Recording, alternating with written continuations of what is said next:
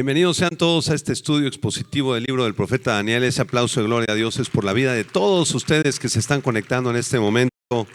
Nos da muchísimo gusto recibirles en este estudio y le damos gracias a Dios por tu vida, que tomas el tiempo de estar aquí. Igual a todos los discípulos amados que están aquí de forma presencial. Todos traen su Biblia, todos traen su cuaderno. Gracias a Dios que podemos estar aquí reunidos. Vamos a hacer una oración para iniciar. Si cierras tus ojos, vamos a poner este tiempo en manos del Señor. Padre, te damos muchas gracias porque el anhelo más grande que tú has depositado en nuestro corazón es el de conocerte, es el de servirte, es el de amarte, Señor.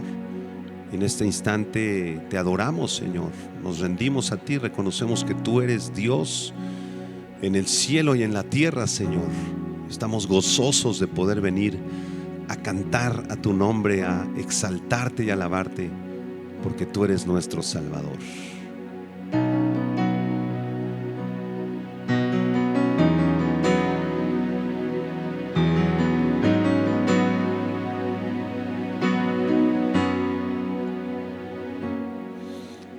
Mi anhelo es vivir para adorarte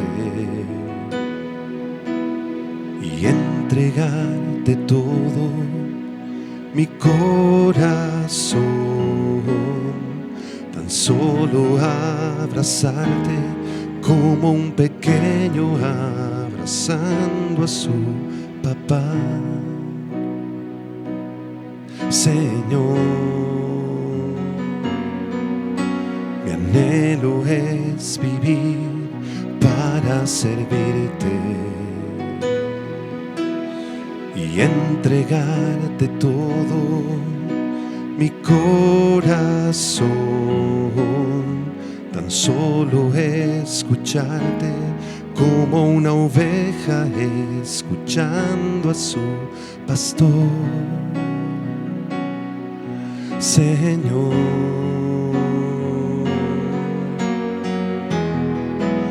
mi anhelo eres tú.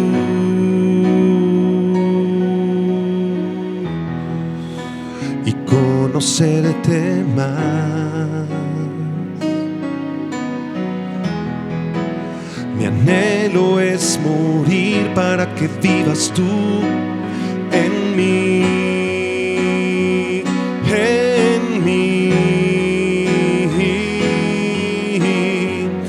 exaltado en los cielos, coronado por ejércitos de ángeles, poderoso, maravilloso. Mi anhelo eres tú.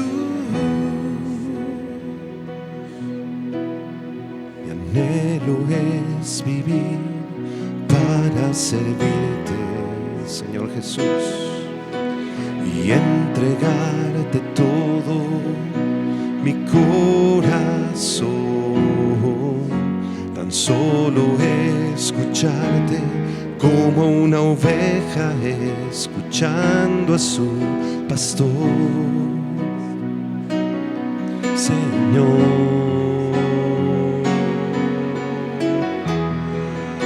mi anhelo eres tú.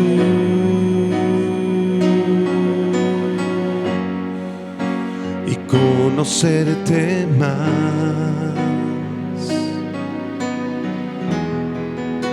Mi anhelo es morir para que vivas tú en mí,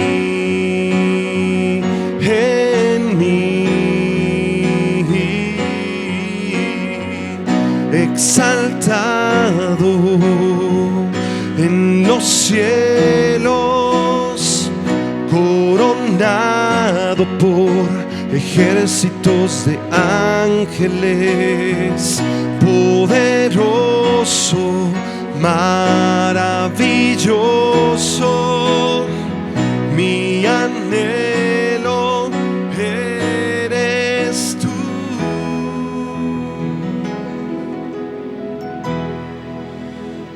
Mi anhelo eres tú, Señor Jesucristo. amamos y te bendecimos. Amén. Un aplauso de gloria al Señor. Te amamos, Señor. ¿Están listos para el estudio expositivo del libro de Daniel? Preparen sus Biblias en Daniel capítulo 7.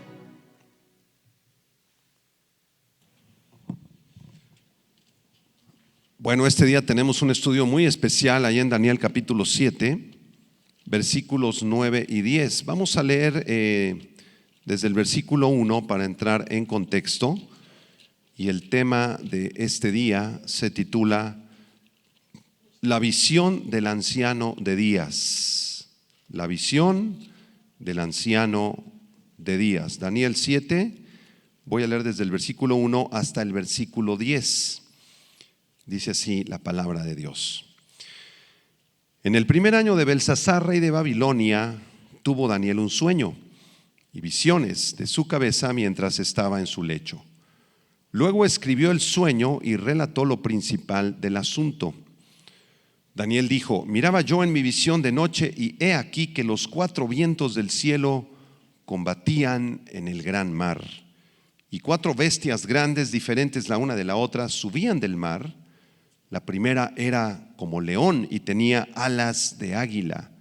Yo estaba mirando hasta que sus alas fueron arrancadas y fue levantada del suelo y se puso enhiesta sobre los pies a manera de hombre y le fue dado corazón de hombre. Esta primera bestia representa el imperio babilónico, ya lo vimos la semana pasada.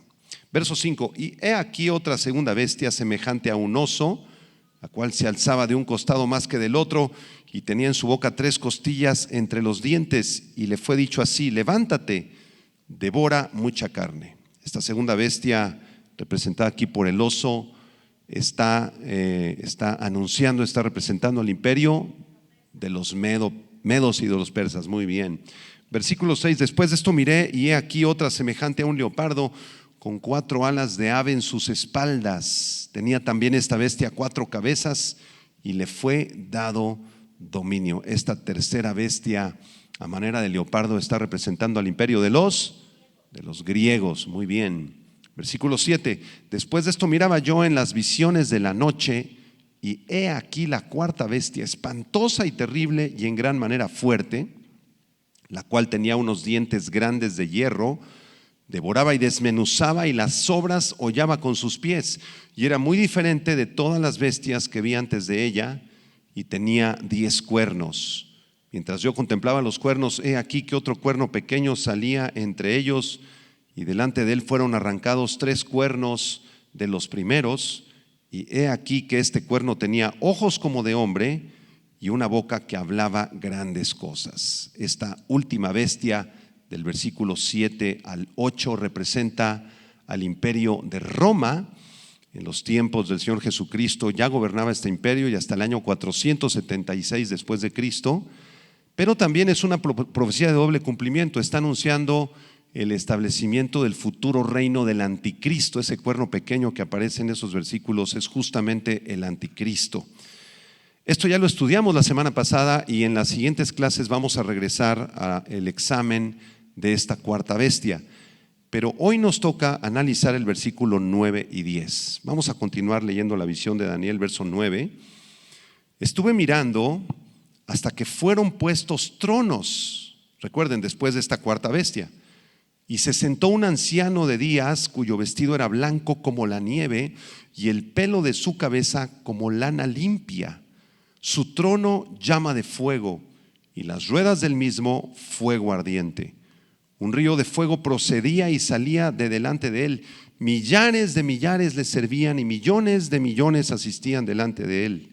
El juez se sentó y los libros fueron abiertos. Vamos a examinar en primer lugar el versículo 9 con detenimiento. Después que Daniel ve estas 4 bestias que representan estos 4 imperios mundiales y el futuro imperio del anticristo, ocurre algo extraordinario. Daniel, dentro de su visión, está mirando, y resulta que en su visión fueron puestos tronos. Versículo 9, subraya esa expresión: fueron puestos tronos. La palabra aramea tronos es la palabra Carsé, con K y acento en la E. Carsé. Y se refiere a asientos reales, asientos donde se sientan reyes o gobernantes. Esta palabra en el arameo está en plural, por lo cual estamos hablando de varios tronos, no de solamente un trono. Daniel en su visión ve varios tronos, y estos tronos, dice el versículo 9, que fueron puestos. ¿Ya lo vieron? Versículo 9. Fueron puestos tronos. Y yo me pregunto, ¿quién los puso allí? Si los pusieron, pues alguien tuvo que haberlos puesto, ¿no es cierto? Y la respuesta a nuestra pregunta es muy sencilla. Sin lugar a dudas, es Dios el que ha puesto estos tronos ahí en el cielo. Es una visión del cielo lo que está teniendo aquí Daniel. En el Salmo 115, versículo 3 dice que nuestro Dios está en los cielos, todo lo que quiso ha hecho. Entonces, en su visión, Daniel va al cielo y lo primero que ve es que Dios pone estos tronos en el cielo. Dios es el que los coloca allí en el cielo. Y aquí surge otra pregunta bastante interesante. ¿Cuáles son estos tronos en plural que Daniel está viendo en el cielo? ¿Quiénes están sentados en esos tronos? Y bueno, aquí hay algunas respuestas que yo quiero proponerles. Vamos a Apocalipsis capítulo 4, por favor, porque el apóstol Juan en el libro de Apocalipsis también tiene una visión del cielo y ve algo muy parecido a lo que está viendo Daniel acá en el capítulo 7. En Apocalipsis capítulo 4, versículo del 1 al 6, el apóstol Juan hace un viaje al cielo, tiene una revelación del cielo. Y esto es maravilloso porque nos enseña cómo será el lugar a donde todos iremos algún día, hermanos. Vamos a leerlo, Apocalipsis 4 del 1 al 6. Dice: después de esto miré y he aquí una puerta abierta en el cielo. Juan ve una puerta abierta. Y la primera voz que oí como de trompeta hablando conmigo dijo: sube acá y te mostraré las cosas que sucederán después de estas. Esa voz como de trompeta es la voz de Dios. Versículo 2: y al instante yo estaba en el Espíritu y he aquí un trono establecido en el cielo y en el trono uno sentado. Aquí aparece un trono como los que vio Daniel en el capítulo 7. Versículo 3: el aspecto del que estaba sentado era semejante a piedra de jaspe y de cornalina, y había alrededor del trono un arco iris semejante en aspecto a la esmeralda. ¿Quién es este que está sentado en el trono en el cielo con aspecto de jaspe y de cornalina, piedras preciosas? Por cierto, el jaspe era la primera piedra en el pectoral de los sacerdotes en el libro de Levítico, y la cornalina era la última piedra del pectoral de estos sacerdotes. Entonces, esto tiene que ver con Israel, tiene que ver con el Dios de Israel. ¿Quién está sentado en este trono en Apocalipsis capítulo 4 que se parece a la esmeralda? Es una escena maravillosa, gloriosa, como de piedras preciosas. Desde luego es Dios. Es Dios el que está sentado en ese trono. Versículo 4, no solamente aparece ahí el trono de Dios, sino que en el verso 4 dice Juan que alrededor de este trono de Dios había 24 tronos. Y vi sentados en los tronos a 24 ancianos vestidos de ropas blancas con coronas de oro en sus cabezas, y del trono salían relámpagos y truenos y voces, y delante del trono ardían 7 lámparas de fuego, las cuales son los 7 espíritus de Dios. Delante del trono había como un mar de vidrio semejante al cristal, y junto al trono y alrededor del trono 4 seres vivientes llenos de ojos, delante y detrás. Así es el cielo, hermanos. Juan tiene esta visión del cielo. Lo primero que ve es a Dios, el Padre, sentado en su trono, un trono de gloria, un trono hermoso. Alrededor de este trono hay un círculo concéntrico donde están adorando 4 seres vivientes. Ustedes pueden hacer un dibujo incluso ahí en sus cuadernos, pueden dibujar o intentar dibujar el trono de Dios y después poner un círculo alrededor del trono de Dios. Y en ese círculo se encuentran 4 seres vivientes que son querubines, que están adorando al Señor constantemente.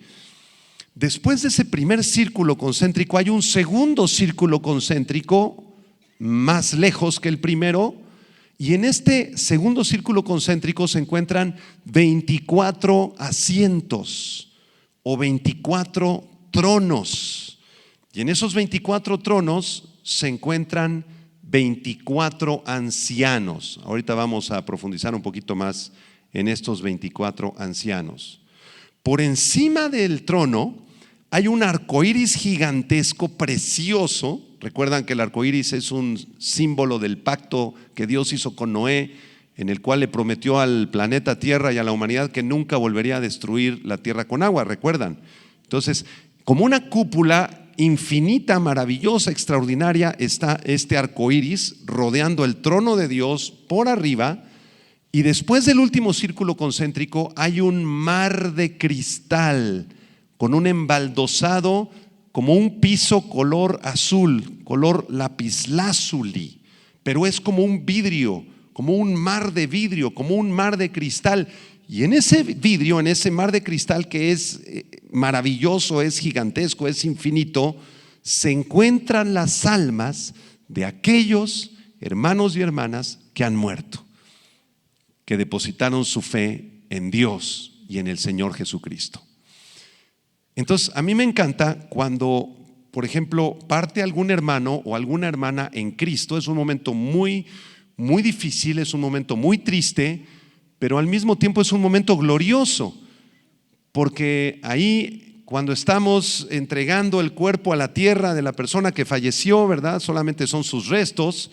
Podemos abrir la Biblia en Apocalipsis 4 y dar una descripción de dónde se encuentra esa persona. Se encuentra en el cielo, en la Nueva Jerusalén, en el mar de cristal. ¿Qué está viendo esa persona? Está viendo el trono. ¿Quién está en el trono? Está el Padre. A su derecha está el Hijo también sentado en su trono. Y delante de ellos, en un tercer trono, por llamarlo así, se encuentran las 7 lámparas con los 7 espíritus de Dios, lo acabamos de leer, que representa al Espíritu Santo. Así que cuando lleguemos al cielo vamos a ser transportados por ángeles, vamos a pasar la atmósfera terrestre, vamos a ver la luna, el sol, Júpiter, Marte, las estrellas, vamos a ser trasladados a millones y millones de años luz a una galaxia que nadie conoce, donde se encuentra la Nueva Jerusalén, la capital del reino de Dios. Y cuando entremos ahí, ¿qué vamos a ver? El trono, el Padre sentado en su trono, el Hijo en su trono, el Espíritu Santo, los 4 seres vivientes adorando a Dios, los 24 ancianos, y atrasito de los 24 ancianos, ¿quién va a estar? Dile a la persona a tu lado, tú vas a estar, si tienes a Cristo en tu corazón. Amén.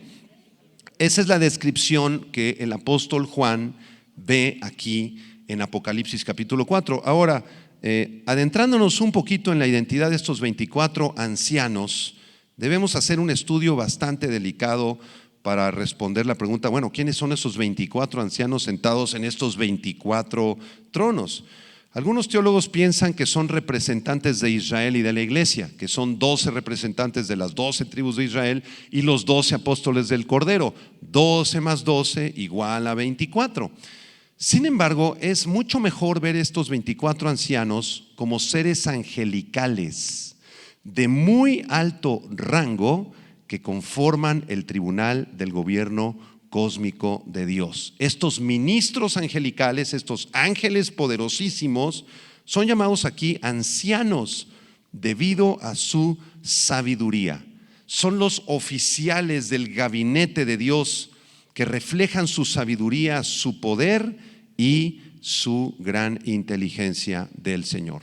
¿Cómo sabemos que estos 24 ancianos son verdaderamente ángeles y no seres humanos? Bueno, vamos a Apocalipsis capítulo 5 brevemente. Apocalipsis capítulo 5, versículo del 8 al 10. Lo voy a leer en 2 versiones de la Biblia, pongan mucha atención. Lo voy a leer primero en la versión Reina Valera 60 y después lo voy a leer en la versión La Biblia de las Américas. ¿Por qué lo voy a leer en dos versiones? Bueno, porque la versión Reina Valera 60 fue traducida de manuscritos muy recientes llamados el Textus Receptus. En otras palabras, Casiodoro de Reina y después Cipriano de Valera, que revisó la traducción de Casiodoro, tomaron la Biblia, tomaron la traducción de unos manuscritos, unos rollos del siglo XI y XII después de Cristo. Esos rollos se llaman el Textus Receptus, apúntalo. Entonces nuestra Biblia, Reina Valera o la versión en inglés King James, fueron traducidas de estos rollos, del Textus Receptus, que son manuscritos en griego del siglo XI y XII. Pero les tengo una muy buena noticia. En el siglo XIX, XX y lo que va del XXI, se descubrieron otros rollos del Nuevo Testamento que son mucho más antiguos que el Textus Receptus. Un arqueólogo llamado Tischendorf hizo un viaje allá al monte Sinaí y entonces hay un monasterio católico ahí abajo en el monte Sinaí. Y él llegó y les tocó ahí a los monjes y les dijo: oigan, ¿me permiten entrar a su biblioteca? Sí, pásele, señor Tischendorf. Entonces ya llegó ahí a la biblioteca, sacó un montón de rollos y los monjes le dijeron: qué bueno que llegó, porque estamos a punto de tirar a la basura todo esto. Necesitamos espacio, aquí es un monasterio muy pequeño, necesitamos espacio para monjes nuevos, entonces estábamos a punto de quemar todo. Ay, revíselo, si le sirve algo, lléveselo a su casa. Entonces comenzó a revisar un montón de rollos antiguos, les hizo las pruebas del carbono 14, las pruebas del tiempo, y resulta que eran rollos del siglo tercero y cuarto. Estamos hablando del año 200 y 300 después de Cristo. Y entonces se sorprendió Tischendorf y les dijo: esto es un tesoro lo que tienen aquí, todo el Nuevo Testamento en rollos del siglo 3 y 4. Entonces, si nosotros pudiéramos traducir la Biblia, si no tuviéramos traducción al español, por ejemplo, ¿qué rollos escogerías tú para traducir la Biblia? ¿Los del siglo 12 y 13 o los del siglo 3 y 4? ¿Cuáles escogerías? Yo escogería los del 3 y 4 porque están más cercanos a lo que los apóstoles escribieron, ¿verdad que sí? Entonces les voy a leer la versión Reina Valera, que es la versión traducida del Textus Receptus, ¿de acuerdo? Siglo 12 y 13. Apocalipsis 5, versículo 8 en adelante. Dice así: y cuando hubo tomado el libro, los 4 seres vivientes y los 24 ancianos se postraron delante del Cordero. Todos tenían arpas y copas de oro llenas de incienso, que son las oraciones de los santos, y cantaban un nuevo cántico diciendo: digno eres de tomar el libro y de abrir sus sellos, porque tú fuiste inmolado y con tu sangre, subrayen esto, nos has redimido para Dios de todo linaje y lengua y pueblo y nación, y nos has hecho para nuestro Dios reyes y sacerdotes, y reinaremos sobre la tierra. ¿Quién está hablando? Los 24 ancianos, hermanos. ¿Qué están diciendo estos 24 ancianos, cada uno desde su trono? Señor, tú eres el Cordero, Señor Jesucristo, tú nos has redimido, nos has hecho reyes y sacerdotes. Amados, para que alguien hable en estos términos debe ser un ser humano, porque Jesucristo no vino a redimir ángeles, ¿verdad? Cristo no vino a morir por ángeles, ni por querubines, ni por serafines. Cristo vino a morir por seres humanos, ¿no es verdad? El hecho de que estos 24 ancianos estén diciendo: Señor Jesús, nos has redimido y nos has hecho reyes y sacerdotes y reinaremos contigo, nos indica que son seres humanos, ¿no es verdad?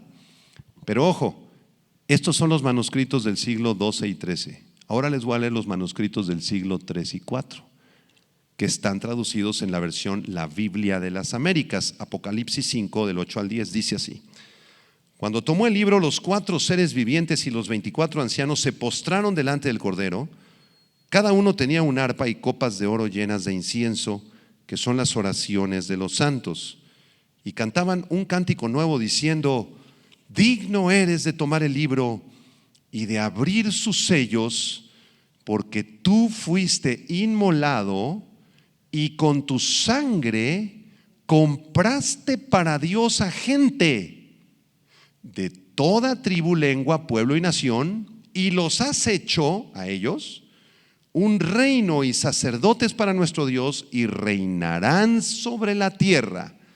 Aquí los 24 ancianos no están hablando en primera persona, no están diciendo nos has redimido y nos has comprado y nos has hecho reyes. Están hablando en tercera persona. ¿Se dieron cuenta? A ellos los has hecho reyes, a ellos los compraste con tu sangre a gente. Entonces, ¿a cuál de las dos versiones le vamos a hacer caso? Yo creo que es más apropiado hacer caso a la versión del Textus Sinaiticus, es decir, los manuscritos del siglo III y IV, que están expresados en la versión Biblia de las Américas. Si le hacemos caso a esta versión por lógica elemental, llegamos a la conclusión que los 24 ancianos no son seres humanos. Los 24 ancianos son seres celestiales, seres angelicales de muy alto rango que están dándole gloria al Señor. Después de esta explicación, regresen por favor a Daniel capítulo 7. Daniel capítulo 7, versículo 9. Hemos profundizado en la primera parte del versículo, si ustedes se han dado cuenta, Daniel 7:9. Estuve mirando, dice Daniel, hasta que fueron puestos tronos. Ahora sí podemos explicar qué tronos y quién los puso. Los ha puesto Dios, y los tronos a los que se refiere Daniel 7:9 es el trono del Padre, el trono del Hijo y del Espíritu Santo, y los 24 tronos donde se sientan los 24 ancianos. Esos son los tronos que vio Daniel. ¿Están entendiendo? Bueno, continúo leyendo el versículo 9. ¿Qué pasó después de esto? Y se sentó un anciano de días, cuyo vestido era blanco como la nieve y el pelo de su cabeza como lana limpia, y su trono llama de fuego y las ruedas del mismo fuego ardiente. En el trono principal, en el trono de gloria, se sentó un anciano de días. Este título, subráyalo, anciano de días, aparece solamente en el capítulo 7 de Daniel. No aparece en ninguna otra parte de la Biblia. Aparece 3 veces en el capítulo 7, aquí en el verso 9, en el verso 13 y en el verso 22. ¿Quién es este anciano de días que ve Daniel? Desde luego corresponde al Padre, a quien vio Juan en el capítulo 4 de Apocalipsis. Es el mismo. Daniel está viendo a Dios el Padre sin duda alguna. Al menos 2 tronos más, aparte de los 24 ancianos donde se sientan estos ancianos, están ocupados por el Hijo y por el Espíritu Santo. En el trono de gloria está el Padre, está el Hijo y está el Espíritu Santo. Esta palabrita anciano, subráyala, es la palabra aramea atik, A-T y latina Q, con acento en la I, atik, y se refiere a una persona muy, pero muy avanzada en años. Podríamos pensar que es un anciano de más de 100, 110, 120 años de edad, más o menos. ¿Por qué razón el Espíritu Santo describe aquí a Dios el Padre como un anciano? Esto no quiere decir que Dios sea un viejito de barbas blancas, todo arrugadito de más de 130 años de edad. No, porque Dios no tiene una edad humana. Más bien esta palabra anciano está representando la eternidad del Padre. Está representando su infinita sabiduría y su eterno conocimiento. Repito, esta palabra anciano representa la eternidad del Padre, su infinita sabiduría y su eterno conocimiento. Vamos a hablar un poquito acerca de este anciano de días. ¿Qué les parece? Por ejemplo, en el Salmo 90, versículo 2. Vayan al Salmo 90 conmigo, vamos a leerlo juntos. Salmo 90, versículo 1 y 2. Dice aquí el salmista: Señor, tú nos has sido refugio de generación en generación. ¿Cuántos dicen amén a eso? Verso 2. Antes que naciesen los montes y formases la tierra y el mundo, desde el siglo y hasta el siglo, tú eres Dios. La palabra siglo en la Biblia se refiere a una dispensación o a un periodo prolongado de tiempo. Por ejemplo, el siglo pasado, en términos bíblicos, no fue el siglo XX. En términos bíblicos, el siglo pasado fue el tiempo de la ley, la dispensación de la ley, desde Moisés hasta la cruz del Calvario. Fueron muchos siglos. ¿En qué siglo estamos viviendo actualmente? Algunos dirían, pues en el siglo XXI, pastor. Sí, pero para Dios no es así. Para Dios el siglo en el que estamos viviendo actualmente es la dispensación o el tiempo de la gracia. Ahora hay salvación por gracia, gratuitamente. ¿De acuerdo? ¿Cuál es el siglo que sigue? Pues el siglo 23, pastor, el siglo 22. No, el siglo que sigue para Dios es el tiempo del milenio. Cuando se termine este tiempo de la gracia, Cristo regresará otra vez para reinar eternamente aquí en la tierra y después en los nuevos cielos y en la nueva tierra.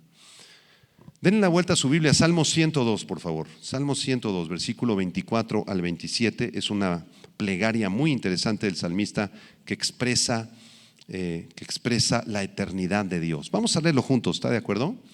Salmo 102, con todo tu corazón, verso 24 al 27.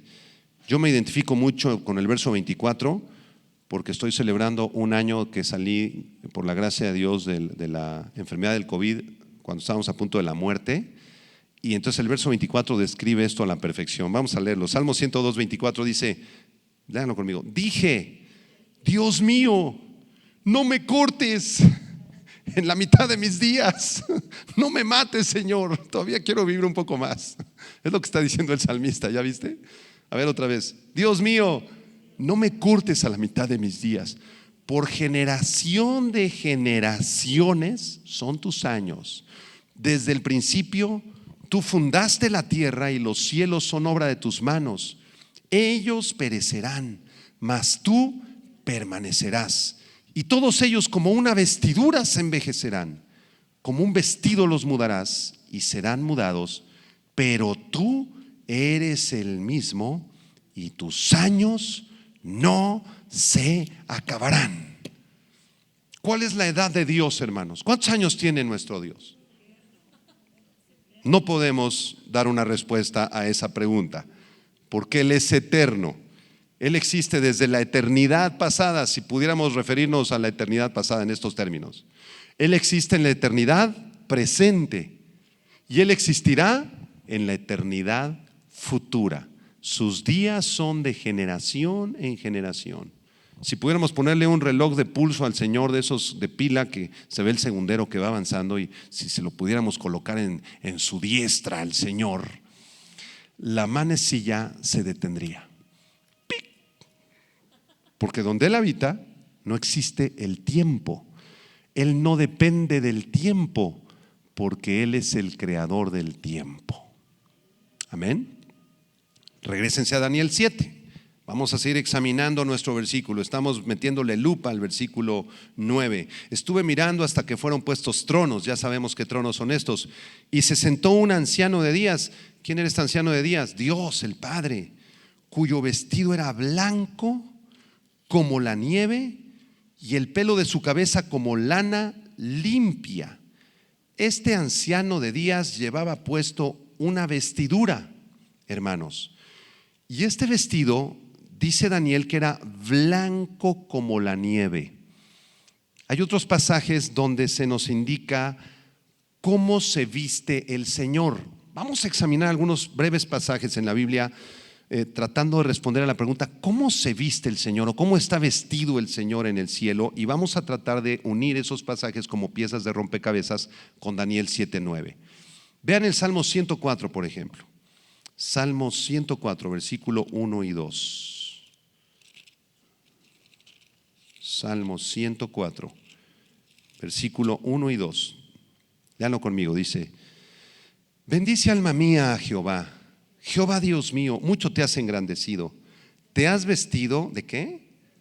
De gloria y de magnificencia. ¿Cómo se viste Dios? De gloria y de magnificencia. Verso 2. El que se cubre ¿de qué? De luz, como de vestidura, que extiende los cielos como una cortina. ¿Cómo se viste Dios en el cielo? Se viste de gloria.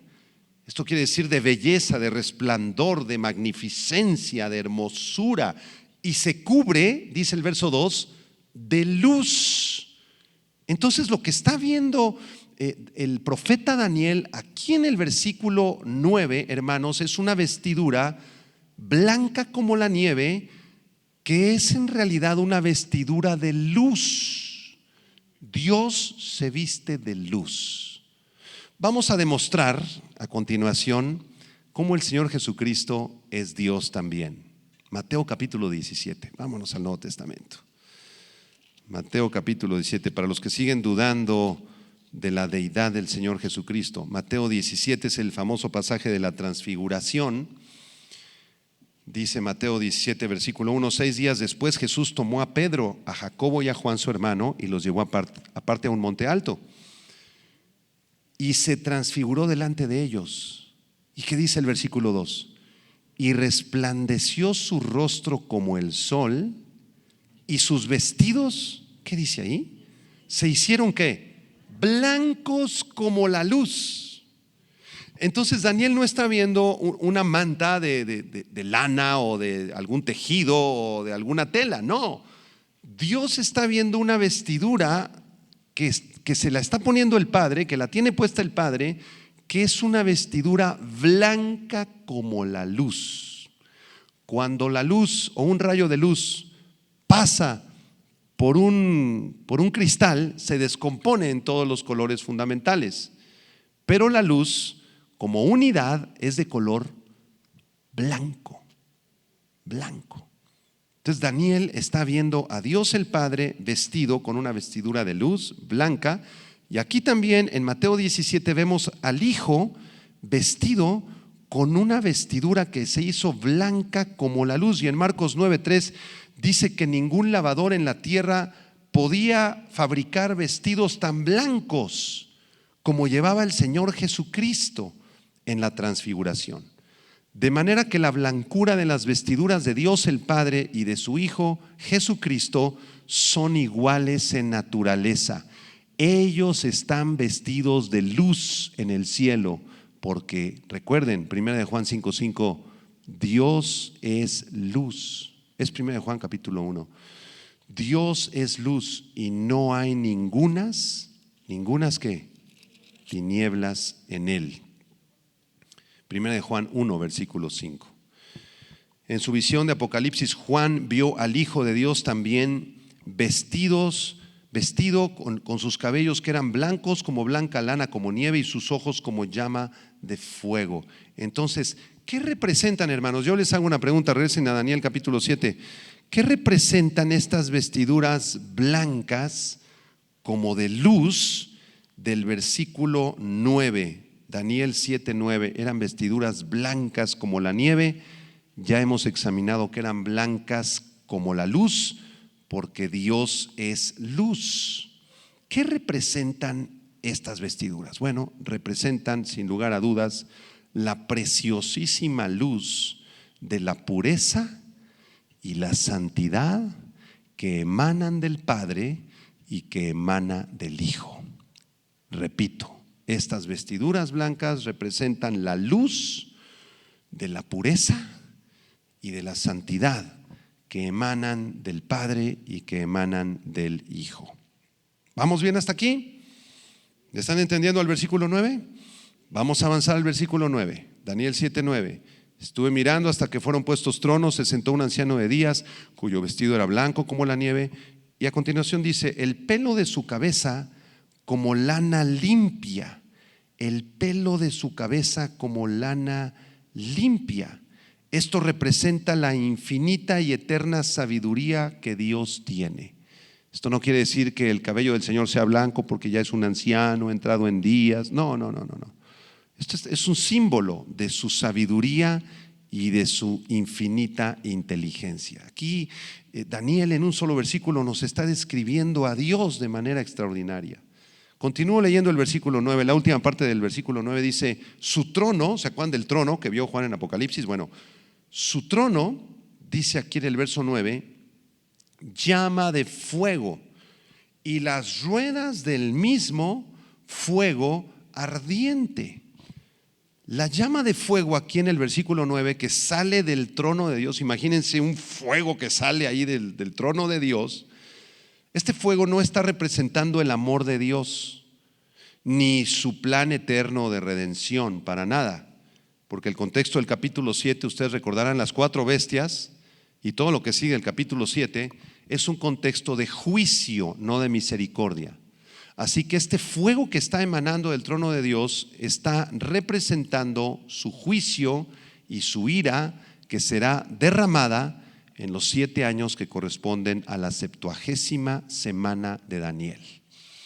Así que debemos tener mucho cuidado cuando hacemos ese tipo de oraciones de Señor, manda tu fuego. Nosotros pensamos que es un fuego de llenura, como que el Espíritu Santo nos va a llenar. Señor, fuego, fuego, el fuego de tu Espíritu. Tengan mucho cuidado, porque el fuego en la Biblia, la mayor parte de las ocasiones, representa la ira de Dios, representa el castigo de Dios. Vamos a demostrarlo en la segunda carta a los Tesalonicenses. Vayan ahí con su Biblia. Segunda Tesalonicenses capítulo 1. Segunda Tesalonicenses 1, versículo del 6 al 10. Segunda Tesalonicenses capítulo 1, versículo del 6 al 10. El título de esta sección es Dios juzgará a los pecadores en la venida de Cristo. Muy bien, ¿qué dice el versículo 6? Léanlo conmigo. Porque es justo, ¿sí ya lo tienen? Muy bien, ¿qué dice? Porque es justo delante de Dios pagar con tribulación a los que os atribulan. Hermanos, ¿es justo que Dios pague con tribulación a quienes atribulan a la iglesia? Ahí dice que sí. Versículo 7, y a vosotros que sois atribulados, daros reposo con nosotros cuando se manifieste el Señor Jesús desde el cielo con los ángeles de su poder. ¿Cómo se va a manifestar el Señor? Versículo 8, en llama de fuego. No es un fuego de amor, ni de llenura del Espíritu Santo. Es en llama de fuego para dar retribución a los que no conocieron a Dios ni obedecen el evangelio de nuestro Señor Jesucristo, los cuales sufrirán pena de eterna perdición, excluidos de la presencia del Señor y de la gloria de su poder, cuando venga en aquel día para ser glorificado en sus santos y ser admirado en todos los que creyeron, por cuanto nuestro testimonio ha sido creído entre vosotros. Cuando venga el Señor Jesucristo, del trono del Padre y del trono del Hijo será derramado fuego. No fuego literal, aunque en una de las trompetas sí hay fuego literal, pero este fuego es un fuego simbólico que representa todos los juicios de Dios en el tiempo de la tribulación que está a punto de llegar. Entonces en el futuro viene un tiempo terrible, terrible de juicios de Dios. Se desencadenarán los 7 sellos, las 7 trompetas y las 7 copas de la ira de Dios. Eso es lo que sigue en el mundo, hermanos. Y eso es lo que debemos predicar y anunciar. Arrepiéntanse, la ira de Dios viene, todavía están a tiempo de arrepentirse. Viene el castigo de Dios, entrégale tu vida a Cristo. El tiempo es muy corto. Entonces las personas se molestan mucho cuando predicamos así. Nos dicen, usted me está amenazando, pastor. El evangelio del terror. Si Dios es amor, ¿por qué predica así? Está usted predicando demasiado fuerte, pastor. Pero eso es lo que acabamos de leer en 2 Tesalonicenses capítulo 1. Es una predicación no de amenaza. Dios no amenaza a nadie. Es una predicación de advertencia. Es muy distinta una amenaza de una advertencia. Dios le está advirtiendo a los pecadores que se arrepientan porque viene su ira y vienen sus juicios. Bueno, regresamos a Daniel 7, versículo 9. Hemos explicado qué significa el trono como llama de fuego. Y la última parte del versículo 9 es muy interesante. Si les soy honesto, tardé mucho en intentar comprender qué significa la última parte del versículo 9. Dice, su trono llama de fuego y las ruedas del mismo fuego ardiente.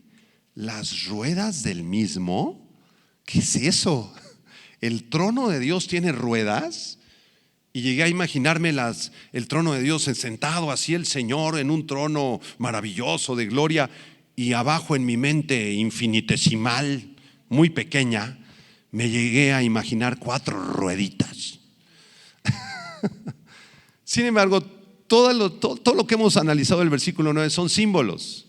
El anciano de días es un símbolo, su cabello como de lana es un símbolo, el trono es un símbolo de su majestad, de su gobierno.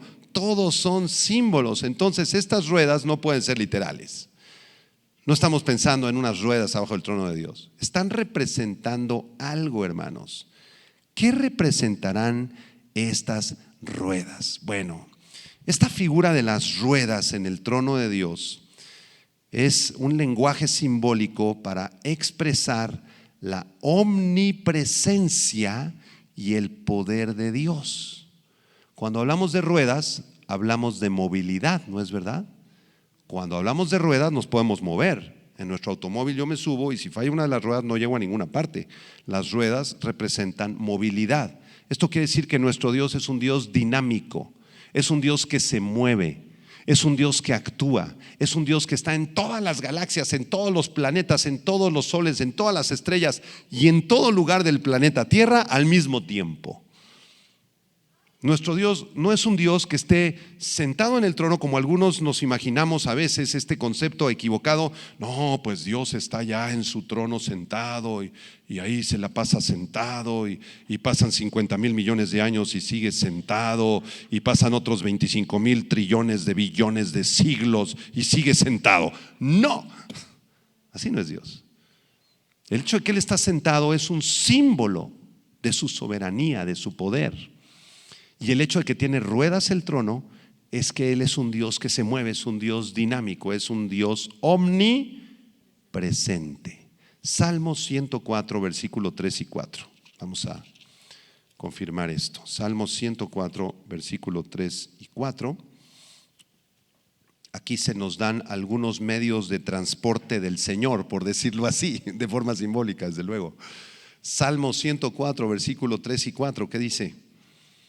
Está hablando de Dios, dice, Él establece sus aposentos entre las aguas. ¿El Señor mora en las aguas, hermanos? ¿Sí o no? Sí, mora. ¿En qué aguas? ¿En los mares? ¿En los océanos? ¿Sí? ¿Están de acuerdo? ¿O en los océanos no? ¿Está Dios en los océanos? Pero, hermanos, ¿está en la superficie? ¿O está 2 metros abajo? ¿O está hasta el fondo? ¿En dónde? En todas las capas del océano. Pregunta, ¿el océano tiene corrientes de movilidad? Sí. Él establece sus aposentos entre las aguas. Ahora vámonos a las nubes. El que pone las nubes por su carroza. ¿El Señor está en las nubes? Sí. ¿Se mueven las nubes? Claro que se las cumulonimbus y las nimbus y todos los tipos de nubes habidos y por haber. El Señor las gobierna y Él está ahí moviéndose entre las nubes. Sigo leyendo. El que anda sobre las alas del viento. ¿Está el Señor en el viento? ¿El viento se mueve? Claro que hay corrientes hacia el norte, hacia el sur, por todo el Ecuador, en los océanos hay corrientes. El Señor se encuentra en esos vientos. Versículo 4, el que hace a los vientos sus mensajeros y a las flamas de fuego sus ministros. Ese versículo, Salmo 104:4, lo podemos relacionar con Hebreos 1, donde dice que los ángeles son ministros enviados para el servicio de los que serán herederos de la salvación. Es decir, el Salmo 104:4 nos revela que los ángeles y el fuego son parecidos. ¿Se percibe la presencia del fuego cuando pones tu mano? Claro, ahí está el fuego, incluso lo puedes ver, pero ¿lo puedes tocar? ¿Puedes agarrar así una flama y aventarla al agua? No, porque no tiene materia intocable para nosotros, es intocable, vaya. Así son los ángeles, no los puedo tocar, pero ahí están. Bueno, hemos terminado nuestra exposición del versículo 9. ¿Aprendieron algo? Tenemos 5 minutos, vamos a explicar brevemente el versículo 10. Daniel 7, versículo 10. Recuerden que los estudios expositivos son estudios versículo por versículo para tratar de entender más profundamente lo que dice la palabra de Dios. Versículo 10. Y un río de fuego procedía y salía de delante de él. Millares de millares le servían y millones de millones asistían delante de él. El juez se sentó y los libros fueron abiertos. Bueno, ese versículo 10 es para toda una clase. Lo voy a explicar muy brevemente y tal vez la próxima clase hagamos una segunda parte. Versículo 10. Un río de fuego procedía y salía delante de él. ¿De qué? Del trono. Se está refiriendo al trono del Padre y donde está también sentado el Hijo.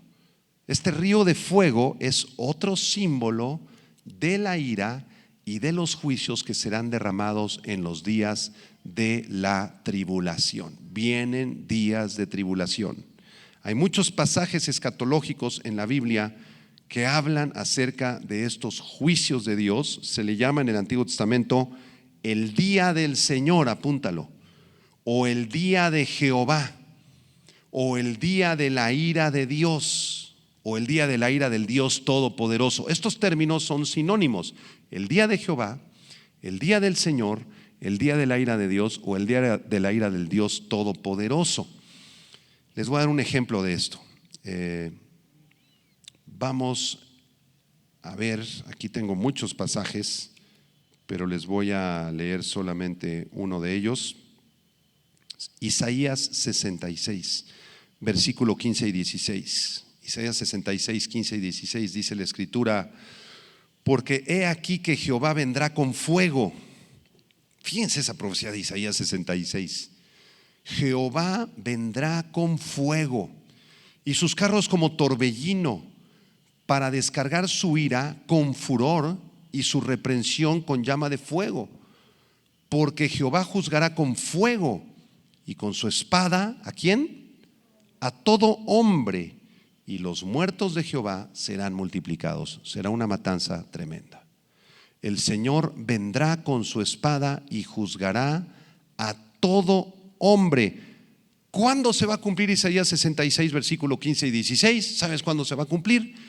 En la 70ª semana de Daniel, en los 7 años de tribulación que se avecinan. Esto lo vamos a ver a detalle, le vamos a meter lupa a la profecía de Daniel 9, las 70 semanas de Daniel. Y la última semana, que es la 70ª, no se ha cumplido. Estamos en un tiempo de gracia ahorita. Israel está puesto a un lado, el Señor no se ha olvidado de Israel. Y cuando termine esta dispensación de la gracia, la iglesia de Jesucristo será sacada de este mundo, de este planeta, en un acontecimiento que se llama el arrebatamiento de la iglesia. Israel se quedará para los 7 años de tribulación con todas las naciones gentiles incrédulas, y ahí se cumplirá Isaías 66, 15 y 16. Jehová juzgará con fuego y con su espada a todo hombre. Y también a mí me va a juzgar, hermano. A ti no te va a juzgar, porque tu juicio ya fue llevado a cabo en la cruz del Calvario. Si tú tienes a Cristo en tu corazón, ya fuiste juzgado y serás llevado con el resto de la iglesia en las nubes, en el arrebatamiento. Ni tú ni yo seremos juzgados, ya fuimos juzgados en la cruz del Calvario. ¿Y sabes cuál fue el veredicto sobre tu vida ahí en la cruz del Calvario? Cuando llegaste a la cruz y te encontraste con Cristo, ¿sabes cuál fue el veredicto sobre ti? Culpable. Porque la paga del pecado es la muerte. Todos somos pecadores, no hay justo ni aún uno. Y entonces Jesucristo en la cruz le dice al Padre: sí, pero es culpable, pero tiene un abogado, yo soy su abogado. Entonces el Padre te ve a través de su Hijo Jesucristo, y por los méritos de Cristo es que podemos ser salvos. Amén. Bueno, termino con el versículo 10. Se nos acabó el tiempo. Un río de fuego procedía y salía de delante de él.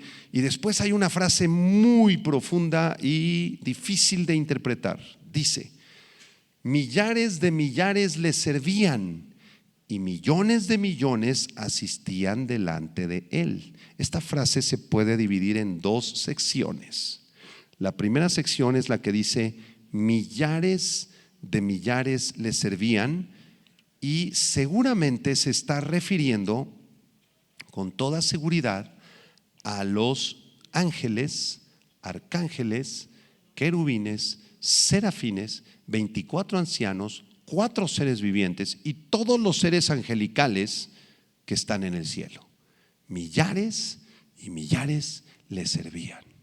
Pero la segunda frase es muy curiosa, muy profunda, porque dice: y millones de millones asistían delante de él. Inmediatamente después dice que el juez se sentó.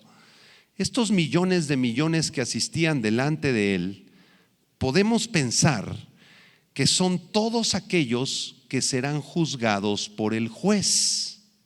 Porque después de la frase, repito, millones de millones asistían delante de él, aparece la frase, el juez se sentó y los libros fueron abiertos. ¿Cuáles libros? Los libros de las memorias de Dios. Eso lo voy a explicar la próxima clase con mayor profundidad. Entonces la primera parte del versículo, millares y millares le servían, se refiere, repito, a ángeles, querubines, serafines que sirven a Dios en el cielo.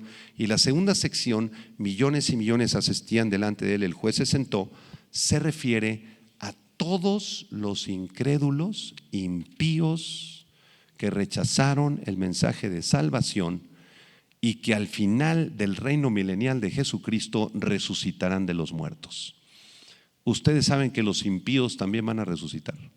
La Biblia lo enseña. En Daniel capítulo 2, el Señor Jesucristo lo enseñó también en los evangelios. Los impíos van a resucitar. Cuando ellos resuciten, sus almas regresarán a integrarse con su cuerpo, igual que la resurrección de la iglesia, pero ellos resucitarán para muerte eterna.